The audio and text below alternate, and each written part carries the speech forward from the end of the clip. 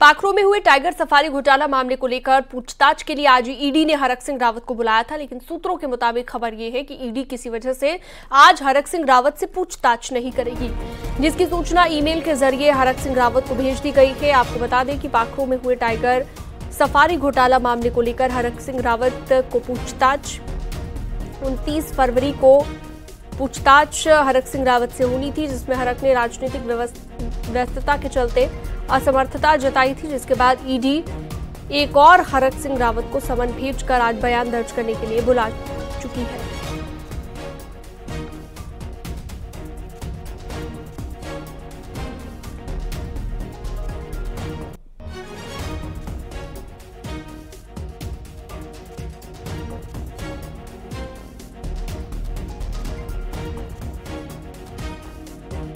Range में हुए घोटाले मामले में ईडी का शिकंजा लगातार कसता जा रहा था। ईडी ने तत्कालीन वन मंत्री हरक सिंह रावत और उनके करीबियों को पूछताछ के बुलाया था, क्योंकि 7 फरवरी को ईडी ने इस पूरे मामले में छापेमारी की थी और हरक सिंह सहित उनके जो करीबी जो है उनके ठिकानों पे भी छापेमारी की थी, जिसमें हरक सिंह रावत और उनके करीबियों के घर से ईडी ने कई जरूरी दस्तावेज के साथ कई नकदी भी बरामद की थी।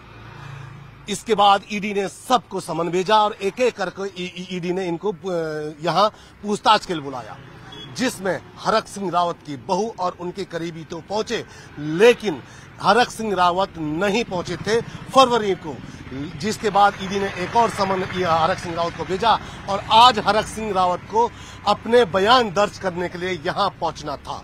लेकिन अभी सूत्रों के द्वारा एक खबर आई है कि हरक सिंह रावत आज नहीं पहुंचेंगे, जिसका बड़ा कारण ये भी सामने आ रहा है कि ईडी ने खुद हरक सिंह रावत की पूछताछ पर रोक लगाई है।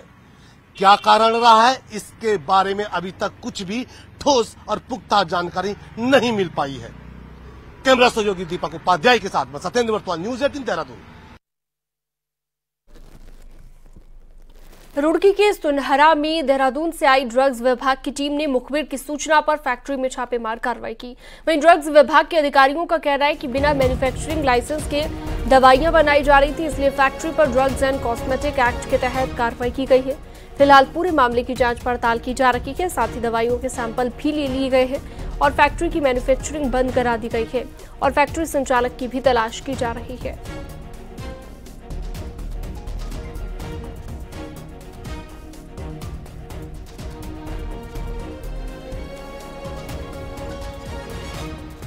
स्थित तलवार इंटरप्राइजेस पर पहुंची और उनके द्वारा हम टीम द्वारा जांच किया गया तो पाया गया कि इनके द्वारा जो है इनके पास बिना मैन्युफैक्चरिंग लाइसेंस लिए ये लोग जो हैं बल्क ड्रग की फॉर्मुलेशंस कर रहे थे। ये पैलेट्स, दवाई के पैलेट्स बना रहे थे, तो वो पाए गए हैं यहाँ पर और उसको देखते हुए इनके ऊपर जो है टीम द्वारा जो है ड्रग एंड कॉस्मेटिक एक्ट की सुसंगत धाराओं में कार्रवाई की जा रही है। उत्तरकाशी में सिल्यान गांव के नीचे पिछले 20 दिनों से लगातार भूस्खलन हो रहा है। गांव वालों का कहना है कि सड़क कटिंग के बाद ये हालात बने हैं, जिससे लगातार गांव के पास दरारें बड़ी होती जा रही हैं। वहीं 4 घर खतरे की जद में आ गए हैं। हालांकि हाल ही में देहरादून से भूवैज्ञानिक की टीम सिल्यान गांव में पहुंची और गांव के नीचे हो रहे भूस्खलन का निरीक्षण किया गया। जल्द ही भूस्खलन को रोकने के लिए सुरक्षात्मक कार्य किए जाने का भरोसा भी गाँव के लोगों को दिया गया। सिल्यान गांव में सड़क कटिंग के कारण भूस्खलन पैदा हो गया है, जिससे कि सारा गांव खतरे की चपेट में आ चुका है, जिससे कि लोक निर्माण विभाग को कई बार अवगत कराया गया है, लेकिन विभाग ने इस पर कोई वो एक्शन नहीं लिया है, जिससे कि पूरे गांव में दरारें आ चुकी हैं। सिल्यान जसपुर रोड कटिंग के कारण यहाँ पे बड़ी दरारें आ चुकी है, जिसके कारण कि ग्रामवासियों को काफी दिक्कत का सामना करना पड़ रहा है और यहाँ पे मेन रास्ता भी टूट चुका है। हम अपने गांव में सड़क की काफी लंबे समय से मांग कर रहे थे। फाइनली जब सड़क आई तो पीडब्ल्यूडी की लापरवाही के कारण यहाँ पे बड़ा भूस्खलन पैदा हो चुका है।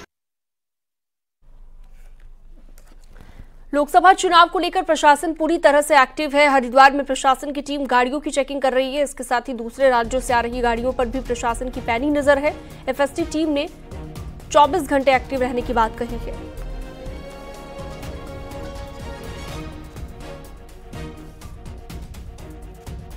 एक प्रकार के वाहन को चेक कर रहा हूं, चाहे वो किसी राजनीतिक दल का है, चाहे विधायक का है, चाहे विपक्ष का है, चाहे प्रदेश का है, चाहे भारत सरकार का है, चाहे अन्य प्रदेश का है, मैं हर उसकी चेकिंग कर रहा हूँ। अल्मोड़ा के एसएसजे यूनिवर्सिटी में सोमवार को 2 घंटे परिवहन विभाग के कर्मचारियों और कुलपति के बीच जमकर विवाद हुआ। बताया जा रहा है चुनाव को लेकर कुलपति की गाड़ी का अधिग्रहण करने आई टीम को बैरंग लौटना पड़ा और कुलपति ने संवैधानिक पद का हवाला देते हुए गाड़ी देने से मना कर दिया। परिवहन विभाग के कर्मचारी 2 घंटे इंतजार करते रहे और टीम को बैरंग वापस लौटना पड़ा।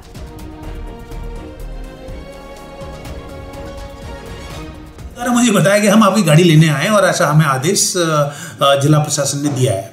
तो मैंने कहा अगर आपको ऐसा आदेश दिया है तो आप कुल सचिव से बात करिए, क्योंकि वो कस्टोडियन है यूनिवर्सिटी के, उनके पास उनकी कस्टडी में गाड़ी रहती है। तो वो उनके पास गए तो उनका कहना था नहीं किसी भी हालत में गाड़ी हमको ले जाए। मैंने कहा कि मुझे व्यक्तिगत रूप से जितना मैं जानता हूँ, टिहरी में हाईवे पर कई जगह पर मलबा पड़ा हुआ है जिससे लोगों को आवाजाही में दिक्कत हो रही है। NH 94 पर नरेंद्र नगर चंबा गंगोत्री हाईवे पर चौड़ीकरण के दौरान कई जगहों पर मलबे के ढेर लगे हुए हैं जिन्हें अभी तक नहीं हटाया गया। डेंजर जोन पर ट्रीटमेंट के काम के साथ ही रोड सेफ्टी का काम भी शुरू कर दिया गया है और SDM का कहना है कि ठेकेदार को 1 हफ्ते में मलबा हटाने के साथ रोड सेफ्टी के लिए निर्देशित किया गया।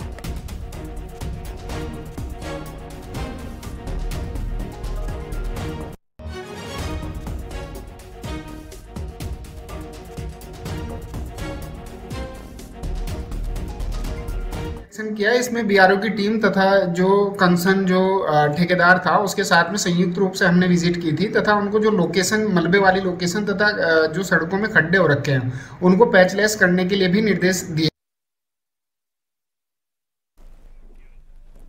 चारधाम यात्रा की तैयारी तेज हो गई है। केदारनाथ धाम के पैदल रास्ते से बर्फ हटाई जा रही है और पैदल रास्ते को साफ किया जा रहा है ताकि यात्रा से पहले सभी व्यवस्थाएं पूरी हों। पहले भी बर्फ हटाकर रास्ता साफ किया गया था, लेकिन पिछले दिनों बर्फबारी के बाद एक बार फिर से पैदल रास्ते पर बर्फ आ गई है जिसे साफ किया जा रहा है।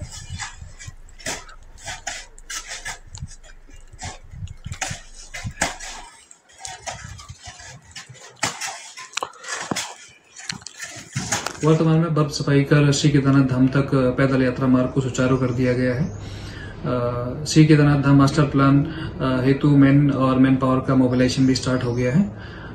वर्तमान में श्री केदारनाथ धाम में लगातार बर्फबारी हो रही है विगत 3 दिनों से और वहां पे भी श्री केदारनाथ धाम क्षेत्र अंतर्गत बर्फ सफाई का कार्य वर्तमान में प्रगति पर है। और खबरों में वक्त एक छोटे से ब्रेक का, जल्द लौटते हैं।